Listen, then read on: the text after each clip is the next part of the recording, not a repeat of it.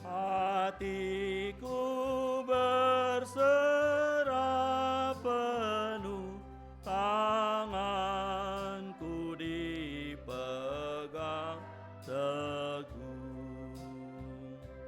Di malam yang gelap benar, di taman indah dan segar,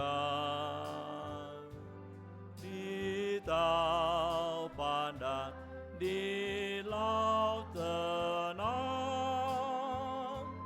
tetap tanganku dipegang. Tuhanlah yang membimbingku, tanganku dipegang teguh. Hatiku berserah penuh, tanganku dipegang teguh.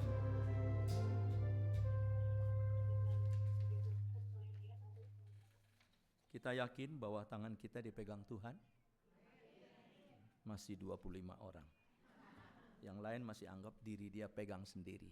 Tapi ingatlah bahwa Tuhan selalu pegang tangan kita. Dimanapun kita berada, di saat apapun kita, Tuhan selalu mengasihi kita. Ya. Kita akan memasuki firman Tuhan. Kita menyanyikan sebuah lagu, yaitu yang menghantar kita di dalam kehampaan diri kita. Kita menerima firman Tuhan. Kita nyanyikan sebuah lagu, yaitu sungguh lembut Tuhan Yesus memanggil.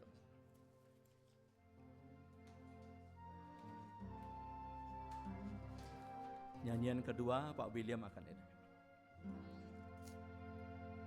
Sungguh lembut Tuhan Yesus memanggil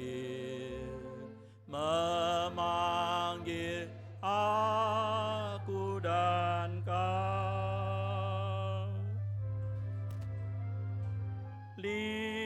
Lihatlah dia prihatin menunggu aku dan kau. Mari kita menyambut firman. Mari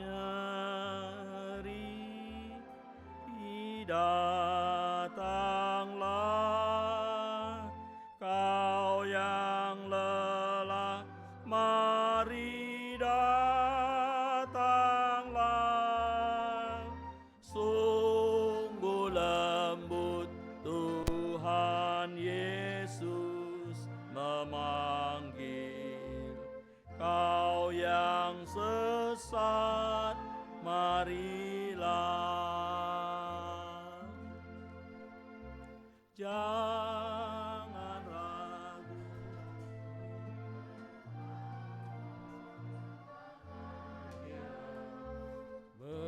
Mengajak aku dan kau. Jangan enggan menerima kasih-Nya terhadap aku dan kau.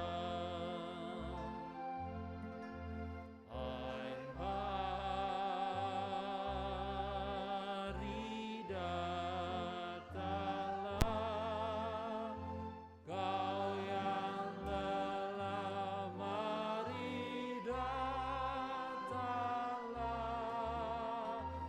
Sungguh lembut Tuhan Yesus memanggil.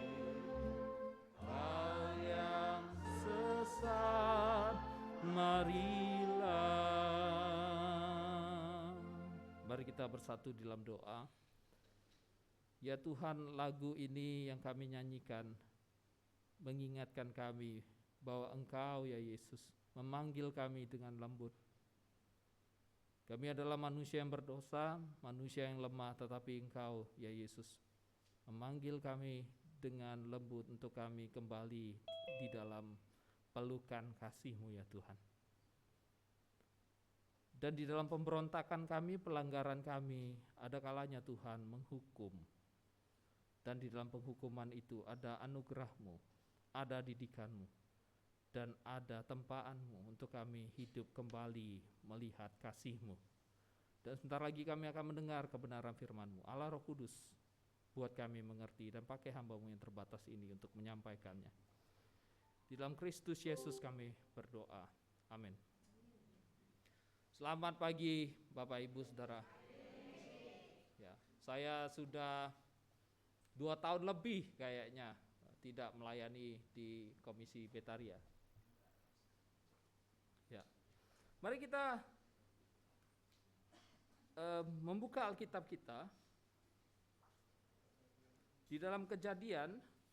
Sebenarnya di situ ditulis Kejadian pasal 7 sampai pasal yang ke-8, akan tetapi saya meyakini bahwa Bapak Ibu telah mengerti dan telah tahu kisah dari Kejadian 7 sampai yang ke-8. Maka dari itu kita akan membaca cuplikan demi cuplikan. Tetapi kita mundur sedikit di dalam Kejadian pasal yang ke-6. Ya. Ayat 5 sampai ayat 12 terlebih dahulu. Kejadian pasal yang ke-6 ayat 5 sampai 12 terlebih dahulu untuk kita melihat latar belakang cerita Kejadian 7 dan 8. Ya, ini ketika Tuhan melihat ada banyak dosa dan Tuhan berkasih karunia kepada Nuh. Kejadian 6 ayat 5 sampai 12 dikatakan demikian.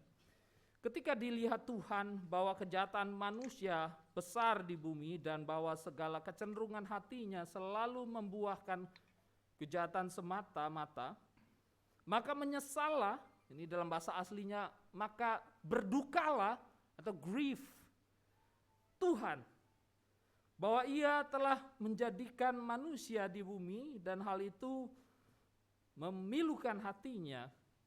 Berfirmanlah Tuhan, aku akan menghapuskan manusia yang telah kuciptakan itu dari muka bumi, baik manusia maupun hewan dan binatang-binatang melata dan burung-burung di udara, sebab aku menyesal bahwa aku telah menjadikan mereka. Tetapi Nuh mendapat kasih karunia di mata Tuhan. Ayat 9 sampai 12, inilah riwayat Nuh. Nuh adalah seorang benar dan tidak bercela di antara orang-orang sezamannya, dan Nuh itu hidup bergaul dengan Allah. Nuh memperanakan 3 orang laki-laki, Sem, Ham, Yafet.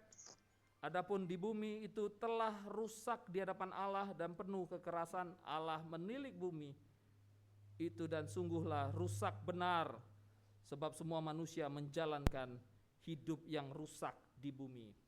Kemudian kita melihat pasal yang ke-7 ayat 1 sampai ayat yang ke-9, Bapak Ibu.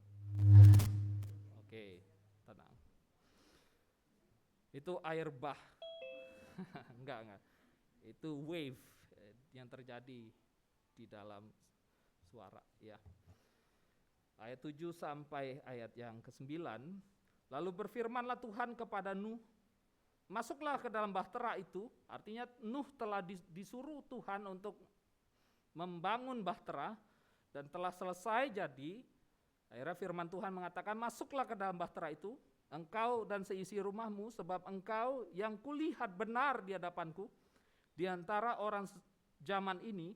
Dari segala binatang yang tidak haram haruslah kau ambil 7 pasang, jantan dan betinanya, tetapi dari binatang yang haram 1 pasang, jantan dan betinanya. Juga dari burung-burung di udara 7 pasang, jantan dan betina, supaya terpelihara hidup keturunannya di seluruh bumi. Sebab 7 hari lagi aku akan menurunkan hujan ke atas bumi 40 hari 40 malam lamanya, dan aku akan menghapuskan dari muka bumi segala yang ada yang kujadikan. Lalu Nuh melakukan segala yang diperintahkan Tuhan kepadanya. Nuh berumur 600 tahun ketika air bah datang meliputi bumi. Masuklah Nuh ke dalam bahtera itu bersama-sama dengan anak-anaknya dan istrinya dan istri anak-anaknya, karena air bah itu dari binatang yang tidak haram dan yang haram, dari burung-burung dan dari segala yang merayap di bumi. Datanglah sepasang mendapatkan Nuh ke dalam bahtera itu, jantan dan betina, seperti yang diperintahkan Allah kepada Nuh. Kemudian Kejadian pasal yang ke-8 ayat yang ke-21 sampai 22. Kejadian 8 ayat 21 sampai 22. Ketika Tuhan mencium persembahan yang harum itu, berfirmanlah Tuhan dalam hatinya, aku tak akan mengutuk bumi ini lagi, karena manusia, sekalipun yang ditimbulkan hatinya adalah jahat dari sejak kecilnya, dan aku tak akan membinasakan lagi segala yang hidup seperti yang telah kulakukan. Selama bumi masih ada, takkan berhenti-henti musim menabur dan menuai, dingin dan panas, kemarau dan hujan, siang dan malam. Demikianlah kebenaran firman Tuhan. Bapak Ibu, kita meyakini bahwa firman Tuhan adalah ya dan amin. Ya. Berbahagialah kita yang mendengar dan yang akan memelihara firman Tuhan itu. Haleluya. Haleluya. Haleluya. Haleluya. Tadi saya terlalu cepat Bapak Ibu, ya, terlalu semangat ini. Ya, kita akan membahas tema mengenai Tuhan menghukum. Nah, Bapak Ibu, saya memulai dengan pernyataan umum bahwa seperti ini. Secara umum, orang tua yang sehat dan normal marah dan menghukum anaknya pasti dengan tujuan. Yang sehat dan normal, ya, pasti menghukum ataupun marah kepada anaknya dengan tujuan dan maksud. Setuju nggak Bapak Ibu? Setuju, ya. Nah, saya tanya, Pak Yosef, punya anak berapa Pak Yosef? Punya 2. Pernah nggak Pak Yosef marah sama anak? Boleh kasih contoh nggak satu cerita gitu? Dan marahnya kenapa? Ketika dia banyak main game. Kenapa Bapak marah?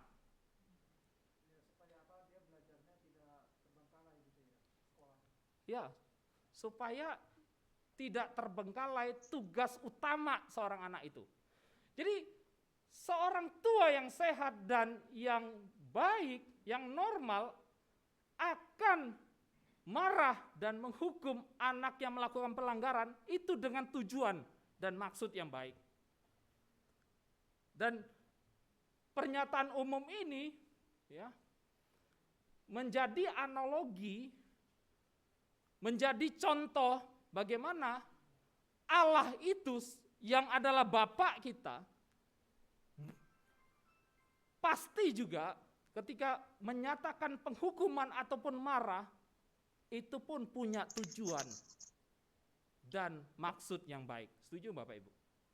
Setuju, ya. Saya kembali lagi kepada cerita saya, ya.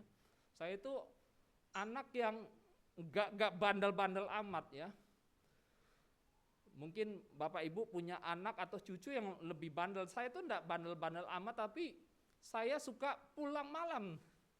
Waktu saya di Jambi waktu SMA. Jadi saya pulang malam terus. Habis pulang sekolah saya main bola, habis itu main games, main PS, ya. Terus mama saya lihat, oh William nih nggak pulang-pulang, ya. Saya pakai motor, akhirnya saya dihukum, saya dimarahi, motor nggak boleh pakai. Pada saat itu saya marah, tetapi pada saat ini saya menyadari bahwa orang tua saya itu tepat sekali menghukum saya dengan tujuan yang baik.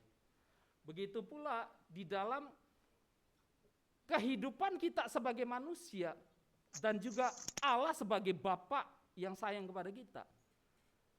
Pasti Dia itu akan marah dan menghukum setiap umatnya kalau umatnya itu hidupnya serong dan hidupnya tidak melakukan apa yang benar di matanya. Suaranya Dengan kecil tujuan amat sih. dan maknanya. Nah, sekarang pada saat ini Bapak Ibu, apa yang menjadi tujuan Tuhan menghukum? Nah, tema kita adalah Tuhan menghukum. Apa tujuannya Tuhan menghukum gitu? Nah, saya di dalam khotbah ini akan menjelaskan ada 3 poin Bapak Ibu. Tujuan dari Tuhan menghukum dan makna Tuhan menghukum itu apa? Ya, yang pertama adalah dalam penghukuman Tuhan, Tuhan itu menyatakan rancangannya adalah yang terbaik. Sekali lagi ya, dalam penghukumannya Tuhan menyatakan rancangannya lah yang terbaik. Nah, maka dari itu mari kita buka Alkitab kita tadi di dalam Kejadian pasal yang ke-6 ayat 5 sampai ayat yang ke-7 ya. Kita lihat ya. Ketika dilihat Tuhan bahwa kejahatan manusia besar di bumi dan bahwa segala kecenderungan hatinya selalu membuahkan kejahatan semata-mata, maka menyesallah Tuhan bahwa Ia telah menjadikan manusia di bumi dan hal itu memilukan hatinya. Kemudian berita penghukuman ayat yang ke-7. Berfirmanlah Tuhan, Aku akan menghapuskan manusia yang telah kuciptakan itu dari muka bumi. Penghukuman Tuhan. Bapak Ibu, poin pertama tadi saya mengatakan dalam penghukumannya Tuhan itu ingin menyatakan bahwa rancangannya lah yang terbaik. Dalam artian kayak gini, Tuhan itu menciptakan manusia, tujuannya baik. Tujuannya adalah untuk memuliakan Tuhan. Bukan tujuannya untuk melakukan dosa. Dan bahkan di dalam ayat 5, ketika dilihat Tuhan di bumi itu segala kecenderungan hati manusia itu melakukan dosa semata-mata. Jadi segala yang dilakukan itu dosa, melanggar Tuhan, melanggar Tuhan, melanggar Tuhan. Dan Tuhan melihat ini bukan rancanganku, bukan ini tujuannya. Akhirnya Tuhan di situ menghukum. Di dalam penghukuman Tuhan itulah Tuhan ingin kasih tahu bahwa rancangan Dialah yang terbaik. Setuju Bapak Ibu? Iya. Rancangan Tuhanlah yang terbaik sehingga Tuhan ingin kembalikan rancangan itu. Nah, di dalam Kejadian yang pasal yang ke-6, pasal 7, pasal 8 kita akan melihat sebuah tindakan Tuhan. Kalau Kejadian pasal 1 dikatakan Tuhan itu menciptakan, create manusia dan segala alam di bumi ini, di dunia ini. Dan di dalam pasal yang ke-6, pasal ke-7, pasal ke-8, Tuhan itu menciptakan ulang, membersihkan, ya, supaya kembali lagi ke dalam tatanan rancangan Tuhan yang terbaik. Bukan dosa.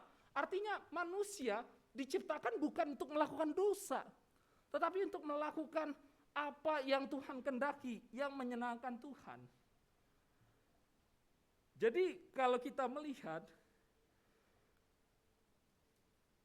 ayat yang ke-7, ayat yang ke-8, di situ Tuhan kasih tahu akan penghukuman yang dilakukan kepada manusia.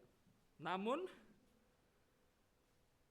pernyataan Tuhan akan menghapus segala manusia di situ bukan berarti Tuhan akan melenyapkan semua kehidupan di muka bumi. Jelas tidak. Artinya Tuhan gagal menciptakan kalau Tuhan melenyapkan semua.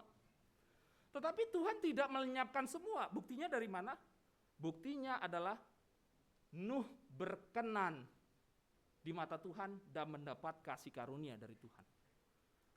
Nah, disinilah kalau kita melihat Tuhan menghukum, dan Tuhan ingin mengembalikan kepada rancangan Tuhan yang terbaik. Jadi itu poin pertama kita, bahwa Tuhan itu menghukum untuk menyatakan bahwa rancangannya lah yang terbaik. Nah, kita masuk ke dalam aplikasi Bapak Ibu. Bapak Ibu, terkadang Tuhan tuh bisa mengizinkan penghukuman, kesulitan hidup datang kepada kita. Dan apalagi ketika kita itu hidup melakukan pelanggaran dan dosa di mata Tuhan. Ya. Dan terkadang kita itu sadar nggak sadar Bapak Ibu, kita melakukan dosa dan kadang-kala kita melihat di mana sih Tuhan? Tuhan nggak menghukum kok. Ya, berapa banyak dosa yang kita lakukan Bapak Ibu? Apakah Tuhan menghukum? Kadang Tuhan menghukum. Kadang Tuhan bersabar mengizinkan itu. Dan ketika Tuhan menghukum, disitulah Tuhan itu ingin kasih tahu bahwa rancangan Tuhanlah yang terbaik. Bapak Ibu, saya ingin bercerita. Mungkin saya pernah cerita ini 2 tahun yang lalu, ya. Ketika khotbah di sini, ya. Saya dulu S1-nya ekonomi, hampir kelar, dan pada akhirnya memang kelar sih. Dan saya bercita-cita menjadi auditor sama seperti mama saya di BPKP, Badan Pemeriksa Keuangan gitu. Mama saya di auditor, dan mama saya bilang habis lulus ekonomi, William kamu ambillah auditor, ambil lagi di STAN nanti dan sebagainya. Dan saya mengatakan iya. Tetapi dari kecil saya tuh punya panggilan untuk menjadi hamba Tuhan. Tapi seiring waktu berjalan, saya melupakan panggilan itu. Dan akhirnya singkat cerita, di KKN, kuliah kerja nyata, saya mengalami kecelakaan motor Bapak Ibu. Mungkin Bapak Ibu ada yang ingat gitu. Kecelakaan motor itu menyebabkan saya lumpuh sebelah kiri. Jadi saya tahu stroke itu seperti apa. Mungkin kondisinya bukan stroke. Dan lumpuh itu 2 tahun saya alami.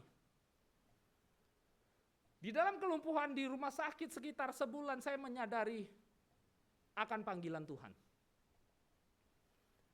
Dan saya menyadari bahwa Tuhan mengizinkan hal yang sulit. Akhirnya saya menyadari bahwa rancangan Tuhanlah yang terbaik. Rancangan saya bukan yang terbaik. Setuju Bapak Ibu? Ya. Jadi mungkin kalau kita kembali di dalam kehidupan Bapak Ibu ya. Mungkin Bapak Ibu lebih mendapatkan asam garam dunia ini, melihat begitu banyak kehidupan yang kita lewati. Kita melihat anak kita melihat cucu kita dan sebagainya. Dan kita melihat bagaimana kadang Tuhan bersabar dengan keberdosaan kita. Setuju ya? Dan terkadang Tuhan itu menghukum kita. Bagaimanapun caranya. Ya bisa beda-beda. Akhirnya kita menyadari diri kita sakit karena Tuhan. Itu mengizinkan sakit supaya kita sadar kita telah jatuh di dalam dosa. Tetapi di dalam penghukuman Tuhan itu, Tuhan itu ingin kasih tahu kepada anak-anaknya, kepada setiap kita. Bukan rancangan ini yang terbaik. Tapi rancangan damai sejahtera. Mungkin sama seperti seorang anak muda ya. Karena saya pelayanan di pemuda, seorang anak muda yang pengen sekali menikah sama seorang wanita yang cantik ini tapi beda agama. Terus dia paksa, akhirnya sampai putus dan dia tersakiti. Tetapi di dalam putusnya itu akhirnya dia sadar bahwa Tuhan kasih tahu bahwa rancangan kamu bukan rancangan terbaik, tapi rancangan Tuhanlah yang terbaik. Mungkin di dalam pekerjaan kita ada kalanya kita rugi. Akhirnya kita cross check diri kita, apakah kita ini telah menyimpang dari Tuhan? Dan ketika tidak menyimpang sekalipun dan ketika itu rugi, Tuhan mengizinkan kerugian itu untuk menyadari bukan itu rancangan Tuhan. Rancangan Tuhan itu nanti apa kita akan tahu. Jadi itu yang pertama. Dalam penghukuman Tuhan, Tuhan ingin menyatakan rancangannya lah yang terbaik. Itu yang pertama. Dan yang kedua, dalam penghukumannya, Tuhan itu menyatakan anugerahnya juga. Jadi di dalam penghukuman Penghukuman itu tidak serta-merta kita lihat sebagai sesuatu yang jahat aja. Tetapi di dalam penghukuman itu Tuhan menyatakan anugerahnya juga. Nah, poin ini menarik karena menjelaskan bahwa dalam penghukuman ternyata ada anugerah dan kebaikan Tuhan juga gitu. Nah, kalau kita kembali melihat di ayat yang ke-5 sampai 7, kemudian ayat yang ke-8 di dalam Kejadian pasal yang ke-6, kita melihat ya, Tuhan menyesal terus menyatakan penghukuman. Kemudian ayat yang ke-8 ngomong seperti ini. Tetapi Nuh mendapat kasih karunia di mata Tuhan. Ini maksudnya apa ayat ini? Ayat 8-nya. Tetapi Nuh mendapat kasih karunia di mata Tuhan. Ini ayat bukan ayat sederhana aja Bapak Ibu. Karena di dalam ayat 8 ini kita menyadari bahwa Allah menyatakan penghukuman, namun setelah berita penghukuman itu Allah menyatakan berita anugerah. Ya. Tuhan kasih tahu dia marah, dia menyesal, dia grief, dia berduka, dan setelah itu Tuhan beritakan anugerah. Anugerahnya apa? Kepada satu orang dan kepada keluarga dia. Tetapi Nuh mendapat kasih karunia di mata Tuhan. Itu anugerah. Dan juga di dalam ayat 8 ini, kita akan melihat bahwa Allah itu menyatakan dia memberikan kasih karunia kepada Nuh, berarti menegaskan bahwa kasih karunia itu diberikan Tuhan tanpa syarat. Ya, memang kalau kita melihat ayat yang 9, mari kita melihat ayat 9. Dikatakan inilah riwayat Nuh. Nuh adalah seorang yang benar dan tidak bercela di antara orang sezamannya. Nah, ini menarik Bapak Ibu. Kalau ayat 8 itu tidak ada, kita langsung lompat di ayat 9. Nuh adalah seorang yang benar dan tidak bercela, maka kita akan melihat Nuh ini super power banget. Nuh ini sempurna banget. Ya. Dengan kemampuannya dia bisa hidup benar tidak bercela seperti orang sezamannya yang melakukan dosa semata, dosa. Kalau kita nggak melihat ayat 8, tetapi kalau kita melihat ayat 8, ternyata Nuh itu dapat anugerah kasih karunia Tuhan, sehingga Tuhan memampukan dia untuk hidup benar. Sehingga memampukan dia, membimbing dia, mendidik dia untuk hidup tidak bercelah, Bapak Ibu. Itu anugerah Tuhan. Jadi di dalam penghukuman Tuhan menyatakan anugerah, dan bahkan penghukuman itu pun adalah anugerah. Untuk apa? Untuk manusia itu kembali kepada rancangan yang terbaik Tuhan. Dan selanjutnya, anugerah apa lagi Bapak Ibu? Yang tidak terlihat, namun penting sekali adalah anugerah waktu Bapak Ibu. Mari kita baca ayat 12 sampai ayat 14. Kita lihat ya Kejadian pasal 6, ayat 12 sampai 14. Allah menilik bumi dan sungguhlah rusak benar sebab semua manusia menjalankan hidup yang rusak di bumi ini. Ini bukan rancangan Tuhan ya. Kemudian berfirmanlah Allah kepada Nuh, aku telah memutuskan untuk mengakhiri hidup segala makhluk sebab bumi telah penuh dengan kekerasan oleh mereka. Jadi aku akan memusnahkan mereka bersama dengan bumi. Kemudian ayat 14, buatlah bagimu sebuah bahtera dari kayu gofir. Dan selanjutnya, ya. Nah, untuk membuat ini butuh waktu Bapak Ibu. Ya, waktu itu anugerah. Kenapa anugerah? Jadi ketika membuat bahtera itu tuh sebenarnya ada waktu antara penghukuman dengan sebelum penghukuman. Dan waktu itu adalah waktu kesempatan untuk orang yang melakukan dosa itu mau bertobat enggak? Dan selanjutnya kita melihat ya, Kejadian pasal 7 ayat yang keempat. Kejadian 7 ayat yang keempat. Sebab 7 hari lagi, ini kata Tuhan ya, Tuhan kasih tahu sebab 7 hari lagi, aku akan menurunkan hujan ke atas bumi 40 hari, 40 malam lamanya. Ada rentang waktu. Waktu 7 hari itu adalah anugerah Tuhan. Untuk setiap orang berdosa, orang yang meninggalkan Tuhan tuh, untuk melihat kasih karunia Tuhan. Mereka mau kembali enggak? Pertanyaannya.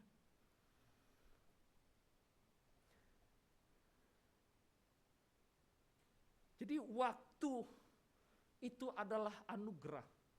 Jadi penghukuman itu adalah anugerah, dan Tuhan ketika menyatakan penghukuman, Tuhan menyatakan berita anugerah lewat kehidupan Nuh, dan waktu itu pun adalah anugerah. Dan menariknya juga, Bapak Ibu, di dalam Alkitab banyak sekali narasi-narasi mengenai waktu, ya. Misalnya contoh kisah Yunus dan Niniwe. Tuhan kasih waktu enggak? Sebelum kasih penghukuman, kasih waktu, akhirnya Niniwe bertobat kan? Itu waktu anugerah. Mau bertobat enggak? Akhirnya Niniwe bertobat. Tetapi Yunus yang marah. Kok enggak dihukum Tuhan? Ya. Dan dalam kitab Yeremia juga berbicara soal orang Israel yang dibuang ke Babel.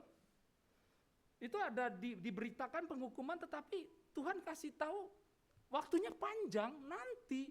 Tapi orang ini nggak mau bertobat aja. Jadi kalau kita melihat waktu, kesempatan yang Tuhan berikan itu adalah anugerah juga. Dan selanjutnya ada satu anugerah lagi. Adalah Allah berjanji bahwa Dia tidak akan memusnahkan manusia dengan cara ini lagi. Kejadian 9 ayat 5 sampai 6 dikatakan seperti ini. Bukan. Kejadian 8 ayat 21 sampai 22. Ketika Tuhan mencium persembahan yang harum itu, berfirmanlah Tuhan dalam hatinya, aku tak akan mengutuk bumi ini lagi karena manusia, sekalipun yang ditimbulkan hatinya adalah jahat dan sejak kecilnya. Dan aku tak akan membinasakan lagi segala yang hidup, sebab yang telah kulakukan selama bumi masih ada, tak akan berhenti musim menabur dan menuai, dingin dan panas, kemarau dan hujan, siang dan malam. Jadi Tuhan menyatakan janji pemeliharaannya. Setelah Tuhan mengucapkan penghukuman, setelah Tuhan melakukan penghukuman. Jadi Bapak Ibu, di dalam penghukuman Tuhan, ada anugerah di dalamnya. Ya, di dalam kehidupan kita merasa Tuhan menghukum. Tuhan mengizinkan kesulitan. Di dalam Tuhan mengizinkan kesulitan itu pun, di situ ada anugerah Tuhan untuk kita itu akhirnya menyadari diri kita lemah. Tadi liturgos mengatakan bahwa di dalam kelemahanlah kuasa Tuhan itu menjadi nyata. Itu anugerah. Karena di dalam kelemahan lah akhirnya kita menyadari, wah, gue lemah nih, gue gak mampu nih. Gue butuh digendong Tuhan, butuh dipegang Tuhan tangan kita. Ya di dalam kesulitan hidup lah, kita menyadari kuasa Tuhan itu sempurna. Kita butuh Tuhan itu. Ya, jadi dalam penghukuman, Tuhan menyatakan anugerahnya juga. Dan yang terakhir Bapak Ibu, dalam penghukuman, Tuhan menghendaki dan mendidik umat untuk taat akan perintahnya. Jadi kayak gini Bapak Ibu, kalau kita kembali kepada Kejadian 6 ayat 8, tadi memang dikatakan Nuh mendapat kasih karunia di mata Tuhan. Dan ayat 9 dikatakan bahwa akhirnya Nuh itu hidupnya benar dan tidak bercela, akan tetapi hidup Nuh itu tidak serta-merta cuman dikasih kasih karunia aja, anugerah aja, udah cukup, enggak kayak gitu. Makanya Tuhan kasih perintah. Ya, perintahnya seperti apa? Ayat 14 sampai 16 kita lihat ya. Buatlah bagimu sebuah batra dari kayu gofir. Batra itu harus kau buat berpetak-petak dan harus kau tutup dengan pakal dari luar dan dari dalam. Beginilah engkau harus membuat batra itu 300 hasta panjangnya, 50 hasta lebarnya, dan 30 hasta tingginya. Buatlah atap pada batra itu dan selesaikan batra itu sampai sehasta dari atas, dan pasanglah pintu pada lambungnya. Buatlah batra itu bertingkap bawah, tengah, dan atas. Dan tidak hanya itu Bapak Ibu, kita melihat apa yang diperintahkan Tuhan ayat 18 sampai ayat 20. Tetapi dengan engkau, aku akan mengadakan perjanjianku, dan engkau akan masuk ke dalam batra itu, engkau bersama-sama dengan anakmu, dan istrimu, dan istri anak-anakmu. Ayat 19. Dan dari segala yang hidup, dari segala makhluk dan semua, haruslah engkau bawa satu pasang ke dalam batra itu, supaya terpelihara hidupnya bersama-sama dengan engkau, jantan dan betina, dan seterusnya. Ini perintah yang harus dilakukan dan tidak gampang Bapak Ibu. Ya. Dan ayat 22, kita langsung lompat aja. Lalu Nuh melakukan semuanya itu tepat seperti yang diperintahkan Allah kepadanya. Nuh melakukan seperti yang diperintahkan Tuhan dengan tepat. Tadi kalau kita kembali ke dalam ayat 8 dan 9, Tuhan kasih anugerah iya, tetapi tidak sekedar soal menerima anugerah. Kalau Tuhan terus-terusan kasih anugerah, bahtera itu langsung Tuhan sediakan. Setuju nggak Bapak Ibu? Tuhan langsung sediakan kepada Nuh. Nuh, naik kamu sama keluargamu. Besok langsung air bah. Bisa nggak? Bisa. Tetapi Tuhan tidak itu. Tuhan ingin mendidik Nuh di dalam kasih karunia-Nya, di dalam anugerahnya. Nuh, buat ini loh. Kamu harus taat loh. Ya, Tuhan ingin didik. Di dalam penghukumannya, Tuhan tuh ingin didik Nuh yang menerima anugerah untuk apa? Untuk taat. Dan di ayat 22 dikatakan, lalu Nuh melakukan semua itu tepat seperti yang diperintahkan Tuhan.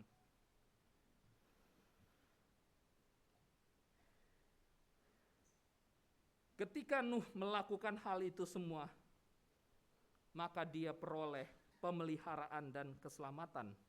Apa buktinya? Kita melihat di dalam Kejadian 7 ayat 23. Dikatakan seperti ini. Demikianlah dihapuskan Allah segala yang ada, segala yang di muka bumi, baik manusia maupun hewan dan binatang melata dan burung-burung di udara. Sehingga semuanya itu dihapuskan dari muka bumi. Hanya Nuh dan keluarganya yang tinggal hidup. Dan semua yang bersama-sama dengan dia dalam batra itu. Dan berkuasalah air itu di atas bumi 150 hari lamanya. Jadi di dalam ketaatan Tuhan, Tuhan kembali memberikan anugerahnya.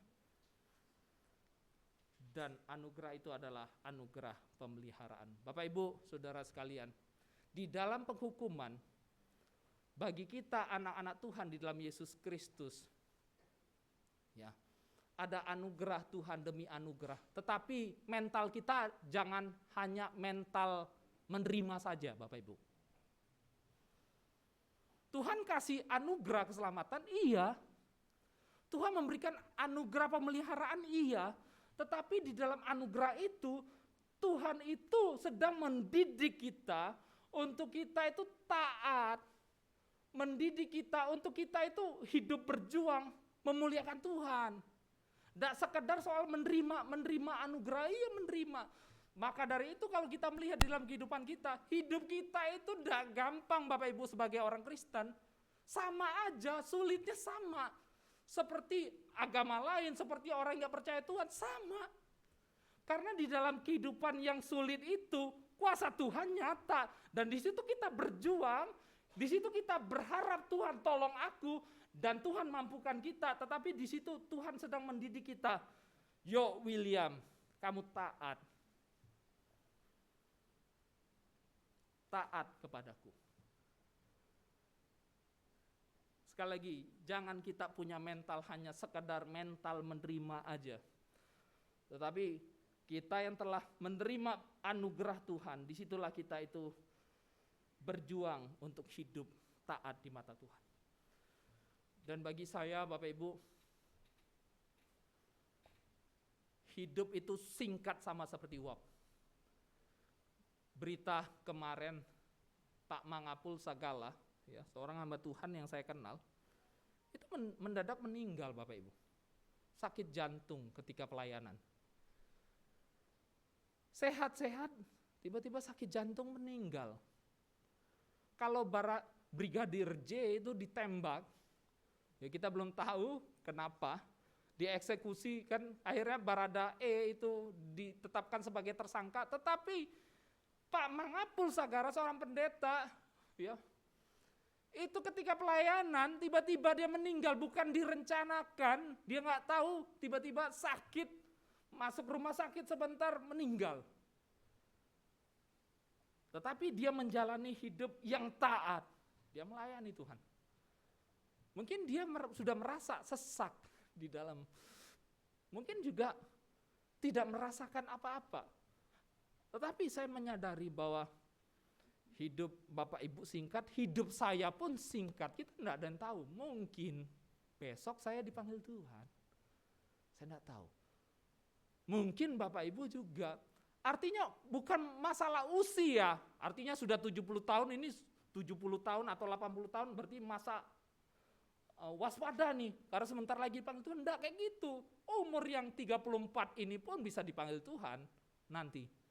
Tetapi di dalam waktu singkat itu, kita melihat waktu itu pun anugerah. Setuju Bapak Ibu?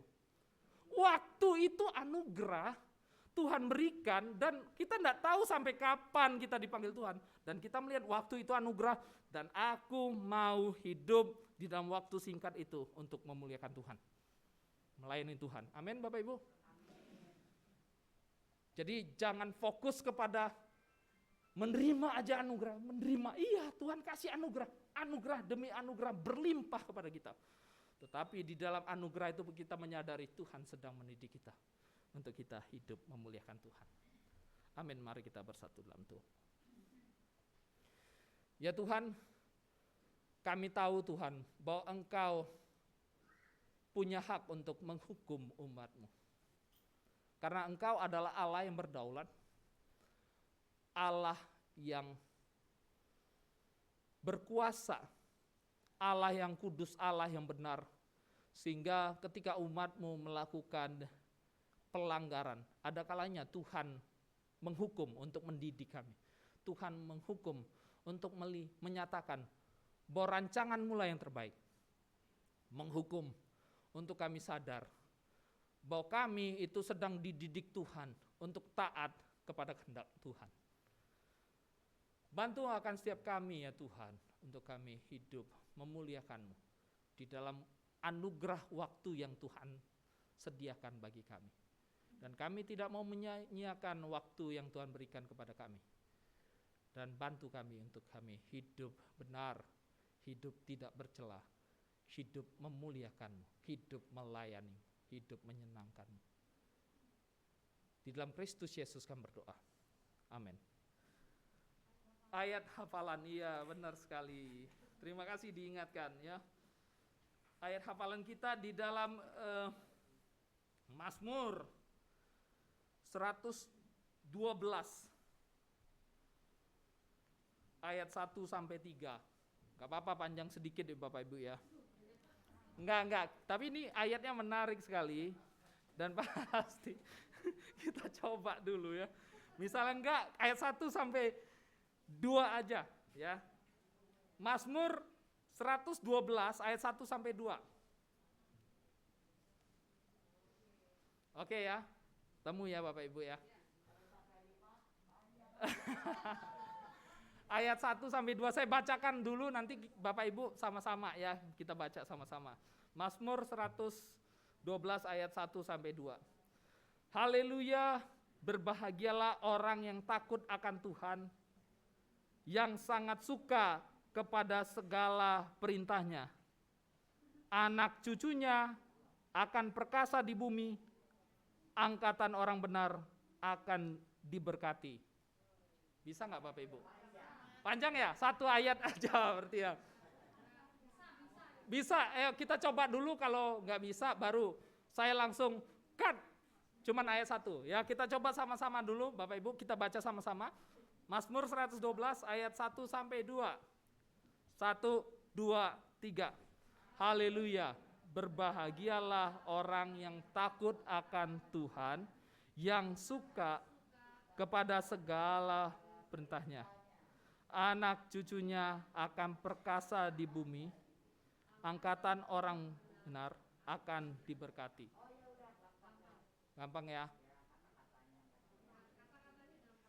Kita coba sekali lagi Bapak Ibu. Ya. Iya. 1, 2, 3. Haleluya. Berbahagialah orang yang takut akan Tuhan, yang sangat suka kepada segala perintahnya. Anak cucunya akan perkasa di bumi, angkatan orang benar akan diberkati. Ya, gampang ya Bapak Ibu. Karena Mazmur 112 ini menggambarkan kisah Nuh tadi ya. Nuh takut akan Tuhan dan menjalankan perintahnya, maka anak cucunya menjadi perkasa. Angkatan orang benar akan diberkati. Karena dialah angkatan orang benar yang menerima anugerah Tuhan. Amin Bapak Ibu. Ya, mari kita selesai, saya serahkan kepada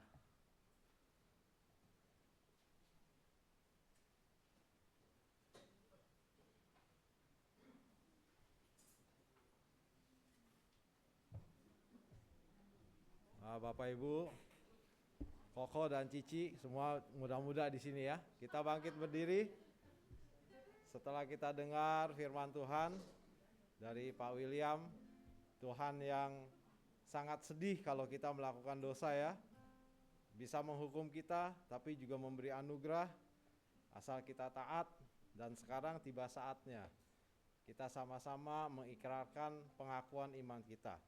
Pengakuan iman kita pada Tuhan yang tadi itu, yang baik. Seturut pengakuan iman rasuli.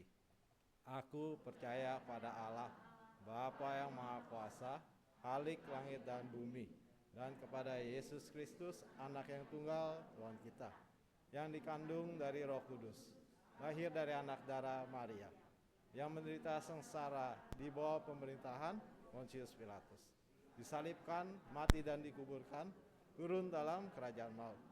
Pada hari yang ketiga, naik dari orang mati, naik ke surga, duduk sebelah kanan Allah, Bapa yang Maha Kuasa. Dan dari sana ia akan datang untuk menghakimi orang yang hidup dan yang mati. Aku percaya pada Roh Kudus, Gereja yang kudus dan am, persekutuan orang kudus, pengampunan dosa, kebangkitan orang mati, dan hidup yang kekal. Amin. Silakan duduk.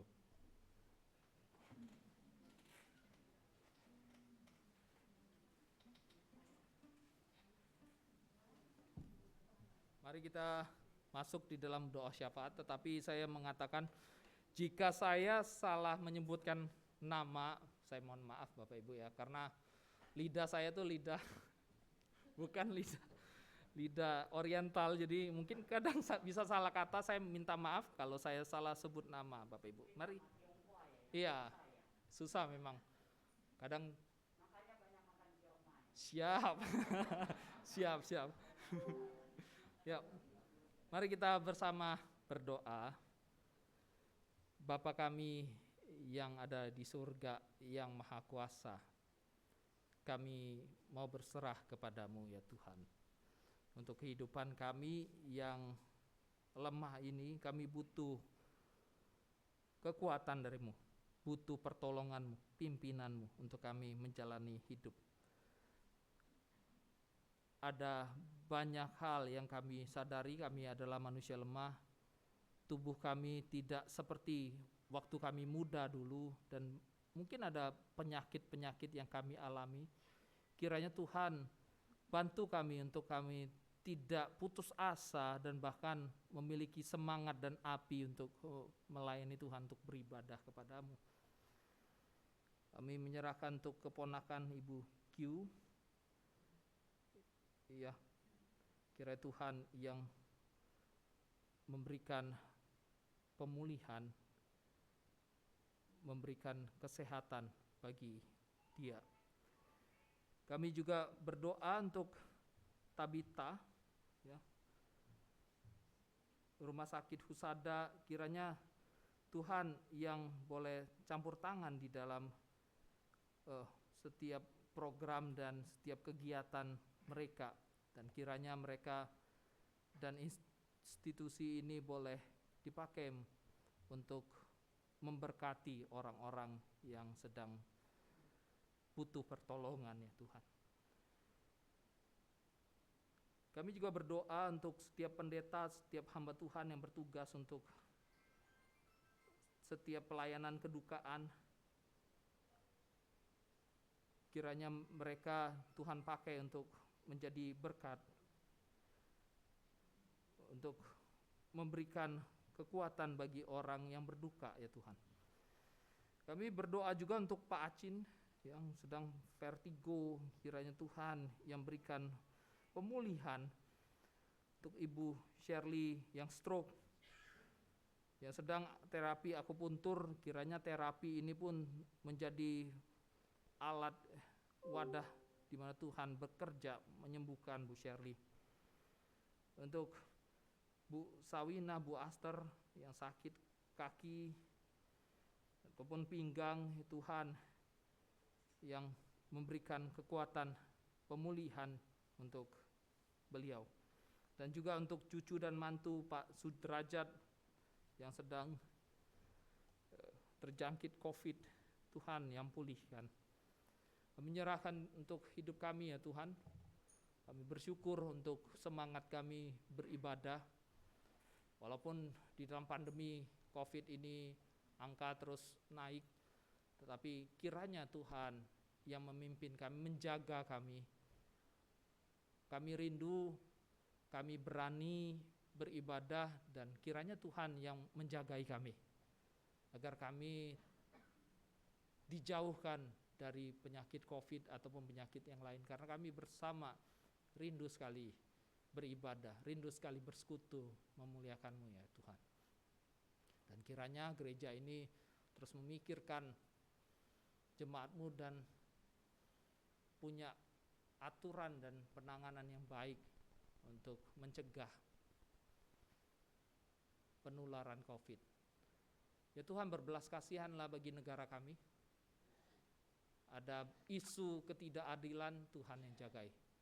Untuk isu inflasi, Tuhan yang jagai stabilitas negara ini. Tuhan pakai pemerintah untuk memimpin negara ini. Dan juga setiap penatua, pendeta, dan hamba Tuhan yang lain, setiap pelayan Tuhan, pengurus di gereja ini, Tuhan yang jagai mereka.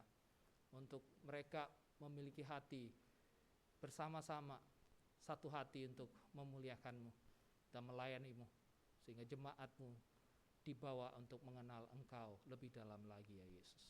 Inilah segenap doa kami. Kami panjatkan di dalam nama Tuhan Yesus Kristus kami berdoa. Amin.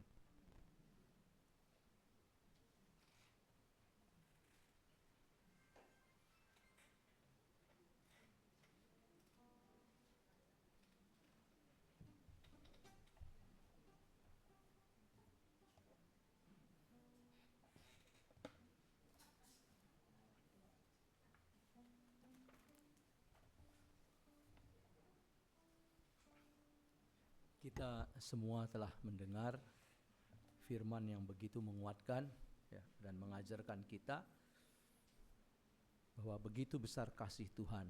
Walaupun sebenarnya kita semuanya sebenarnya tidak ada harapan, ya, masih diberi kesempatan bahwa Nabi Nuh untuk menyelamatkan kita sampai sekarang ini. Puji syukur. Hari ini kita ada beda sedikit karena kita ada di tengah-tengah kita, yaitu Ibu Pualing Ling yang sudah cukup lama karena dia pindah ke Serpong, jadi jarang datang. Dan hari ini dia membawa suatu kabar gembira, akan membuatkan suatu kesaksian yang selama ini dia terima. Silakan Ibu Ling Ling.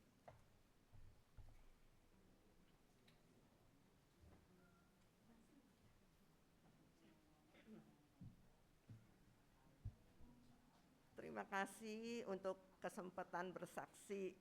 Saya mau bersaksi bahwa di dalam kelemahan tadi kata Pak ini, kuasa Tuhan nyata itu benar-benar. Ini saya mau bersaksi itu waktu saya kena penyakit. Ini paru-paru nih sakit. Sakitnya tuh kalau sakitnya nusuk gitu kayak ditusuk jarum. Kalau sakit, tapi terus hilang. Ntar begitu lagi sakit nusuknya satu tempat tuh tajam gitu, hilang. Saya pikir wah ini jantung nih ya. Lalu saya pergi ke dokter periksa, ke satu dokter. Bilang ini mah paru-parunya ini apa tuh, lupa saya tuh. Ini penyakit lupa nih. Pengapuran, paru-parunya pengapuran. Saya bilang dokter kalau pengapuran mah lutut bukan paru-paru setahu saya. Tapi kamu paru-parunya, oh ya habis, tapi nggak ada obat katanya. Wah nggak ada obat.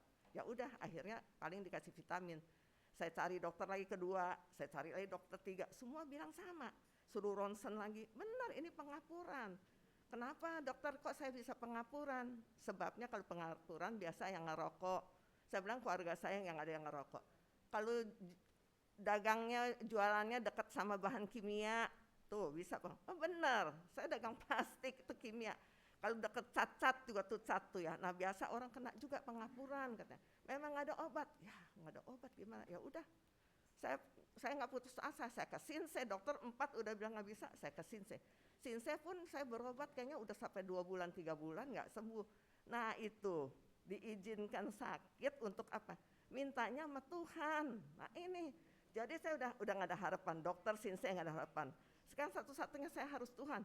Jadi itu saya terima kasih banyak ya. Jadi saya sepenuh hati tuh tiap hari doanya tuh sungguh-sungguh. Makanya nih saudara-saudara teman-teman kalau ada yang sakit kayaknya udah lama nih nggak sembuh-sembuh juga. Carinya Tuhan, jangan dokter lagi, jangan Sinse lagi. Tuhan Maha Kuasa, Maha yang luar biasa ya, yang sangat sayang sama kita. Dia mau menyelamatkan kita. Jadi itu saya sama hari Tuhan tolong Tuhan. Akhirnya udah setengah tahun kemudian, kok nggak pernah sakit lagi ya? Tadinya tajam tuh, kalau nusuk sehari kadang-kadang 5 kali nusuk begitu. 2 jam 3 nusuk lagi. Udah nggak pernah nih ya. Pergi ke dokter ronsen cek lagi kan. Benar sembuh. Padahal dokter bilang nggak sembuh. Puji Tuhan. Itu satu penyakit saya tuh yang Tuhan nggak bisa, yang dokter nggak bisa sembuhin. Penyakit kedua otak saya nih. Tiap hari sakit kepala. Kalau sakit kepalanya tuh bisa 3-4 jam hilang, terus sakit lagi begitu 1 harian. Sering banget gitu sakitnya, hampir tiap hari sakitnya. Terus akhirnya udah periksa dokter, ada yang bilang tumor, ada yang bilang penyumbatan. Tapi terakhir aku ke dokter Eka yang di Siloam ya. Dia bilang ini di MRI-nya pakai plus supaya lebih kelihatan, yang disuntik dulu. Bahkan hasilnya jelas. Ini udah tersumbat. Kalau dia gini-gini kelihatannya 3 tempat gini. Juga nggak ada obat. Satu-satunya kamu operasi. Waduh. Ya udah terima kasih. Dikasih vitamin doang. Itu juga saya ngandelin Tuhan. Kalau ngandelin siapa lagi? Puji Tuhan ya. Sejak itu saya nggak pernah sakit kepala lagi. Sejak saya setiap hari doanya Tuhan kasihani saya. Ampunin saya kalau saya berdosa. Kasihani saya ini otak saya. Aduh tolong Tuhan jangan sakit kepala lagi. Lama-lama saya nggak pernah sakit kepala, hampir tidak pernah sakit kepala sampai sekarang. Maka itu saya cuma di sini kesempatan bersaksi mau bilangin, ini kita kan udah lansia ya, ibu-ibu. Kalau sakitnya kayaknya udah ke dokter bosen gitu, bosen dokter obat nggak sembuh. Harapan satu-satunya pada Tuhan. Kita jadi makin melekat di dalam kita doa sama Tuhan terus, hati kita makin melekat. Itu Tuhan yang senangin. Kita melekat. Biarin waktu. Andai kata nggak sembuh pun kita udah bersyukur karena kita udah melekat sama Tuhan, berarti nama kita udah ada di buku kehidupan. Andai kata dipanggil pulang juga udah nggak takut, udah bersyukur banget. Saya sih gitu aja kesaksian saya ya, cuman menghimbau nih ibu-ibu kalau yang sakit itu jangan terlalu ngandelin dokter deh. Tuhan aja, Tuhan kita yang maha kuasa, maha luar biasa. Gitu aja ya semuanya ya, terima kasih.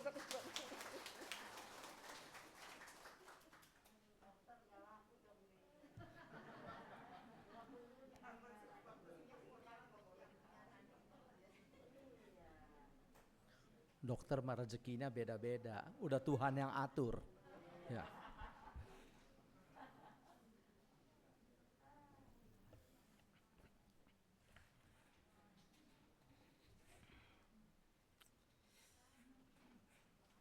Kita sekarang masuk untuk memberikan persembahan.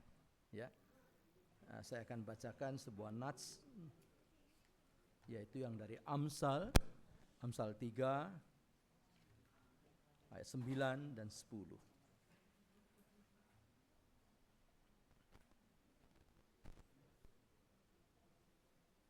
Muliakanlah Tuhan dengan hartamu dan dengan hasil pertama dari segala penghasilanmu, maka lumbung-lumbungmu akan diisi penuh sampai melimpah-limpah, dan bejana pemerahanmu akan meluap dengan air buah anggur. Ini janji Tuhan. Mari kita menyanyikan sebuah lagu, yaitu dari KJ 393, Betapa Banyaknya.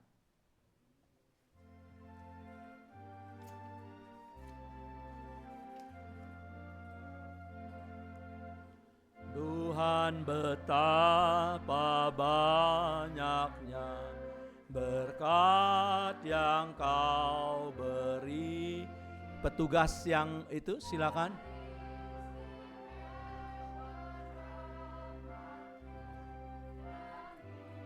Hidup abadi, terima kasih ya Tuhanku atas keselamatan.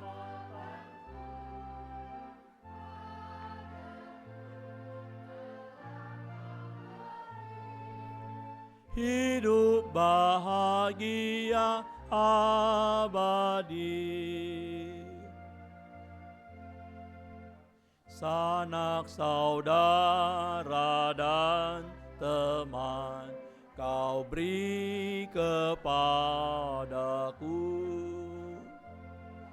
berkat terindah ialah Kau jadi anakku. Terima kasih ya Tuhanku atas keselamatanku.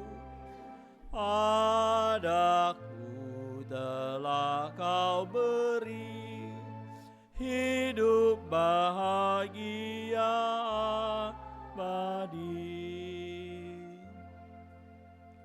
Setiap hari rahmat-Mu tiada putusnya, hendak ku puji nama-Mu tetap selamanya.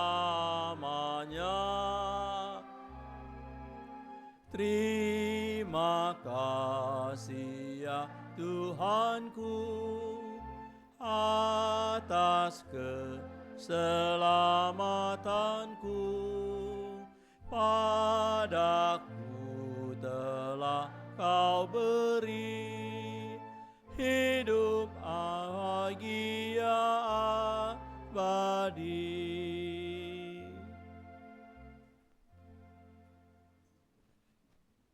Kita bangkit berdiri.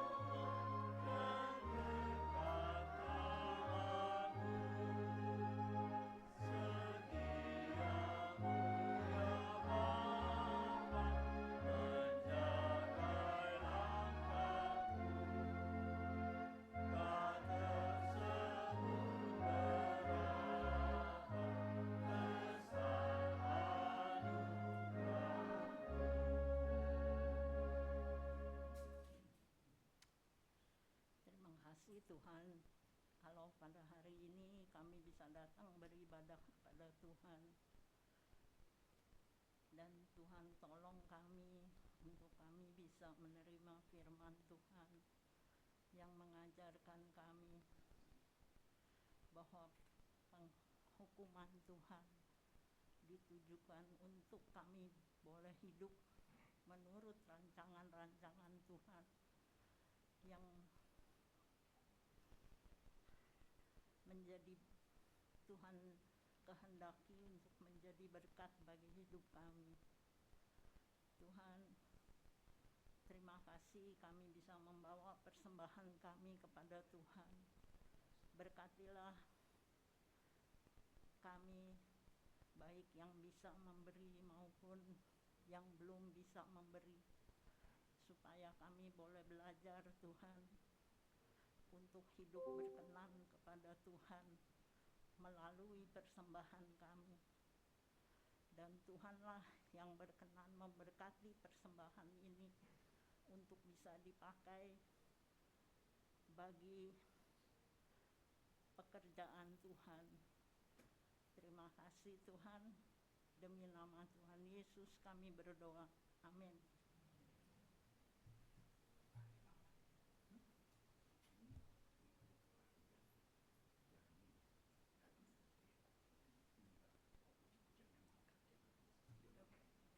Silakan duduk.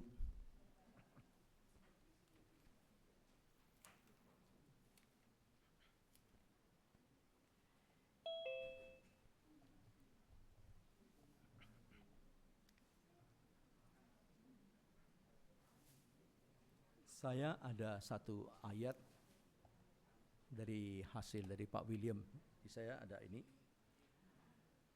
Saya baca dari Mazmur 128. Berbahagialah setiap orang yang takut akan Tuhan, yang hidup menurut jalan yang ditunjukkannya. Apabila engkau memakan hasil jerih payah tanganmu, berbahagialah engkau dan baiklah keadaanmu. Istrimu akan menjadi seperti pohon anggur yang subur di dalam rumahmu. Anak-anakmu seperti tunas pohon zaitun di sekeliling mejamu. Sesungguhnya demikianlah akan diberkati orang laki-laki yang takut akan Tuhan. Sekiranya Tuhan memberkati engkau dari Sion, supaya engkau melihat kebahagiaan Yerusalem seumur hidupmu, dan melihat anak-anak dari anak-anakmu damai sejahtera atas Israel. Ini sangat indah sekali.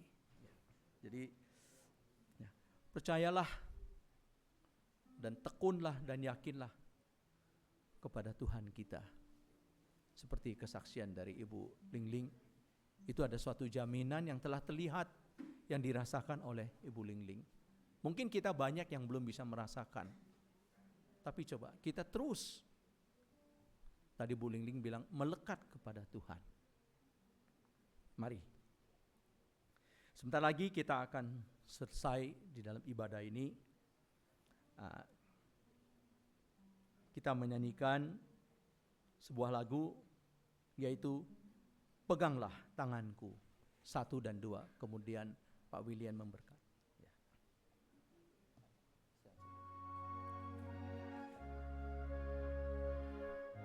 Kita berdiri. Ku ingin selalu dekat padamu, ikut kau Tuhan, tiada jemu. Bila kau pimpin kehidupanku, takkan ku ragu, tetap langkahku. Oh Juru Selamat, pegang tanganku, bimbinganmu yang aku perlu. beri pertolongan dan kuasa-Mu. Oh Tuhan Yesus, pegang tanganku. Yang kedua,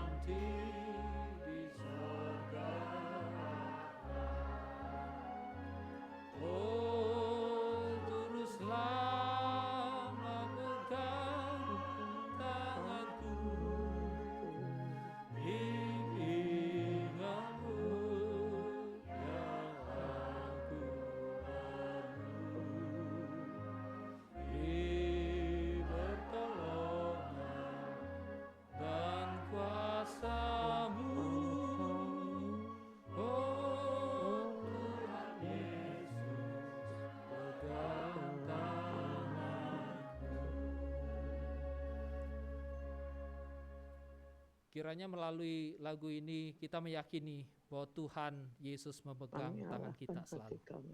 Tuhan itu setia. Dia tidak akan lepaskan tangan kita. Yang akan menuntun hidup kita kepada hidup yang dirancangkan terbaik bagi hidup kita oleh Tuhan. Amin Bapak Ibu. Arahkanlah hatimu kepada Tuhan. Jadilah saksi Kristus. Terpujilah Tuhan. Kita menerima berkat dari Tuhan. Kiranya kasih karunia rahmat dan damai sejahtera dari Allah Bapa, Yesus Kristus dan Allah Roh Kudus menyertai kita sekalian. Menuntun kita, memberikan kita anugerah, mendidik kita dari sekarang sampai selama-lamanya. Haleluya, amin. Haleluya, haleluya, haleluya, haleluya, amin, amin, amin.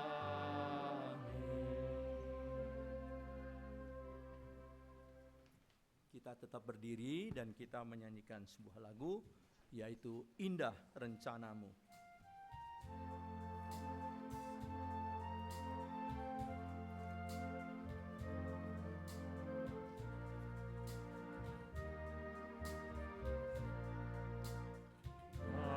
Rencanamu Tuhan di dalam hidupku, walau ku tak tahu dan ku tak mengerti semua jalanmu.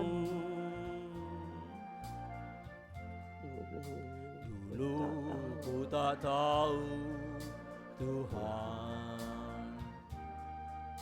berat ku rasakan,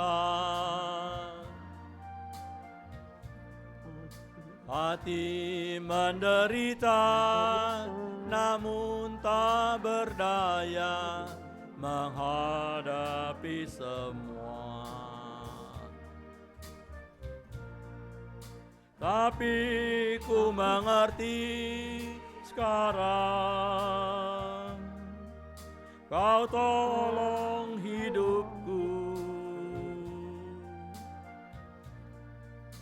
Kini ku melihat dan ku merasakan indah rencanamu. Tapi ku mengerti sekarang, Kau tolong hidupku. Kini ku melihat dan ku merasakan indah rencanamu. Silakan duduk, kita ambil saat teduh sebentar.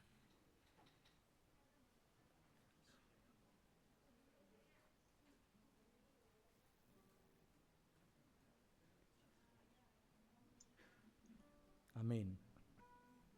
Bu Felis, ada berita. Bolehkah saya menyampaikan sesuatu sebentar? Sebentar aja. Sebenarnya harusnya Ketua Pak Irwan yang menyampaikan. Cuman ini saya pikir spontan aja. Saya melihat semenjak pandemi kesini kita ini dalam ibadah, ada harapan saya seandainya kalau bisa HP-nya tolong dikecilkan. Ataupun sementara ditutup dulu. Kita beribadah paling 1 jam lebih sedikit. Tapi kita tahu Tuhan telah mengasihi kita begitu jauh waktunya. Beri Tuhan waktu dalam 1 minggu ini mungkin 1,5 jam. Mari HP-nya kita tutup supaya kita lebih konsen. Karena HP itu bunyi, mungkin kita nggak terganggu. Tapi teman lain merasa terganggu. Ini saya mohon pengertiannya, 1. Dan kedua, alangkah baiknya juga kalau dalam ibadah ini kita semuanya itu tenang. Karena kalau kita seandainya ini kita menghadap Pak Jokowi, gak mungkin kita ngomong-ngomong. Tentu kita diam dengan itu. Nah, kenapa kita menghadapi kepada Bapa yang Maha Kuasa? Kita tidak diam. Beri waktu 1,5 jam atau sampai 2 jam maksimumnya, kita tenang. Seperti tadi kata Bu Lingling, kita melekat dengan Tuhan. Jadi kita belajar bersama-sama untuk yang ke depan, mungkin kita semuanya tenang. Kita diam, kita dekat kepada Tuhan. Sebelumnya saya mohon maaf, bukan menegur, tapi kita ingin suatu kebersamaan bersama Tuhan di dalam ruangan ini. Terima kasih, sekali lagi saya mohon maaf. Silakan Bu Felis atau Pak Irwan.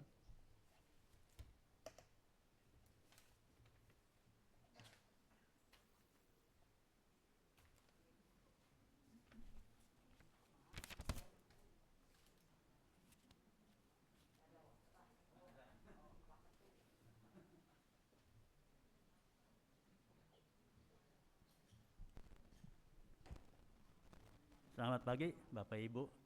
Ya, terima kasih Pak Indra. Memang sebetulnya memang begitu. Jadi kita tidak terganggu oleh suara HP ya, dan juga supaya tenang itu. Benar sekali itu Pak Indra ya. Jadi saya hari ini ucapan terima kasih kepada TPG William Andreas, lalu Penetua Richard ya, dan juga Pak Indra yang telah berfungsi sebagai pembicara, liturgos, dan juga yang membawa pir. Kiranya firman Tuhan itu dapat kita lakukan dan mampukan kita untuk melaksanakannya di dalam kehidupan kita sehari lepas sehari. Kemudian pembicara minggu depan adalah Pendeta Lina ya. Pembicara minggu depan Pendeta Lima. Lalu tugas kelompok adalah kelompok Ruth dengan koordinator Ibu Lim Ilian. Ada ya Ibu Lim Ilian? Oh ada ya. Nanti tolong diatur Bu ya. Jadi untuk tugas minggu depan. Kemudian karena waktunya sudah lama ini ya. Ini hari juga ada pemeriksaan kesehatan ya. Rencananya kita mau menghafal Pancasila ya, 5 sila Pancasila yang udah dikirim di grup di Betaria ya. Jadi rencananya minggu depan kita menghafal. Jadi karena waktunya udah cukup siang. Nanti Jokowi yang ngasih, ada Pak Jokowi.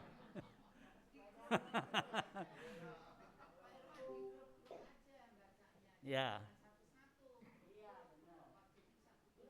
Tapi ini hari waktunya di siang kan. Kita ada pemeriksaan kesehatan ini hari waktunya di siang. Jadi dipelajarin di rumah aja ya minggu depan Bapak Ibu. Pelajarin dulu minggu depan baru itu ya. Ya itu aja ya. Terus saya meluruskan yang Pak William tadi. Ya sebetulnya hari ini ada kabar duka ya Ibu Dewi Prasetya gitu ya. Telah dipanggil pulang tadi pagi ya. Dan dia tinggalnya dengan keponakannya. Nah, tinggal dengan keponakannya Gin. Nah, ini dia sendiri yang ngurusin dari tadi pagi. Jadi urusan RT, RW, lalu urusan ke dokternya, surat kematian, lalu tabita sampai dia rencana di husada katanya di itunya. Lalu pembicaranya nanti mungkin dari pendeta kita yang dia hubungin, ya tadi itu yang mungkin Bapak Ibu masih ingat kali ya Ibu Dewi ya. Udah lama, udah 2 tahun sih, udah lupa ya. Iya, dia tadi pagi dipanggil Tuhan, jadi sekiranya dipermudah ya acara kegiatan semuanya, urusannya dipermudah. Itu aja kali Bu Feli. Sebentar, selamat pagi Opa Oma. Tadi lupa disebutkan Pak Richard itu penatua kita yang ganteng ini, ya, yang sudah memimpin kita mendeklarasikan pengakuan iman rasuli. Terima kasih, ya. Jangan bosan ya Pak Richard ya. Pak Richard berdiri dong. Nah ini dia, ini ketua majelis kita, Opa Oma. Ini direkturnya di sini, GKI Perniagaan. Dia rumah kedua di sini, dia suka nginep di sini, ya. Oke, hari ini karena sudah waktu, kita tidak cukup untuk menghafal ayat, tapi saya ingin memperkenalkan ada teman kita yang baru. Saya persilakan Ibu Meli. Ibu Meli pastinya cantik ya, soalnya namanya juga Meli ya. Silakan Bu ke sini sebentar Bu, saya perkenalkan. Nah ini dari grup Pademangan. Ada 3M di Pademangan. Ibu Mariati, Ibu Mecin yang gurih, dan ini Ibu Meli yang cantik. Ya, oke silakan Bu. Saya persilakan ke sini. Iya, naik sini Bu. Ya. Umurnya berapa Ibu Meli? Tahun 62. Tahun 62, 60 dong ya? Iya, 60 ya. Udah punya anak berapa Bu? Satu cuman ya, sama kayak saya satu. Cucunya? Cucunya 3. Oh cucu 3, saya belum ada. Oke, jadi Ibu Meli ini asalnya dari Kalimantan Barat, pindah ke Jakarta. Tinggalnya di Pademangan, ya. Itu ada teman-temannya di sana, M yang lain, Ibu Mariati dan Ibu Mecin. Selamat datang, kita beri tepuk tangan untuk Ibu Mecin. Iya, terima kasih ya Bu ya. Nanti minggu depan kita berbakti lagi sama-sama ya. Oke, hati-hati jalannya. Nah, hari ini rupanya penuh ya. Hari ini luar biasa, ibu-ibu, opa oma di tempat ini tuh nggak takut COVID. Pantang mundur, datang terus ke gereja ya. Yang lainnya mungkin masih takut, tapi opa oma di sini jempol. Iya benar ya. Oke ya. Mari kita sekarang pulang dengan penyertaan dari Tuhan, tetap berani, tetap semangat untuk minggu depan datang ke sini. Kita nyanyi Mars Betaria ya. Silakan berdiri. Betaria bahagia, Betaria ceria, menolak duka, menatap padanya di singgasana baka, surya harapan. Betaria bahagia, senantiasa berkarya bagi sesama, anak mantu cucu bangga atas karsa berguna, teladan berharga. Sekali lagi. Betaria bahagia, Betaria ceria, menolak duka, menatap padanya di singgasana baka, surya harapan. Betaria bahagia, senantiasa berkarya bagi sesama, anak mantu cucu bangga atas karsa berguna, teladan berharga, teladan berharga. Sekali lagi, teladan berharga ya. Selamat Selamat hari Minggu, selamat menjadi teladan untuk anak mantu cucu. Yang mau periksa kesehatan, harap sabar, Dokter Lina akan melayani opa oma.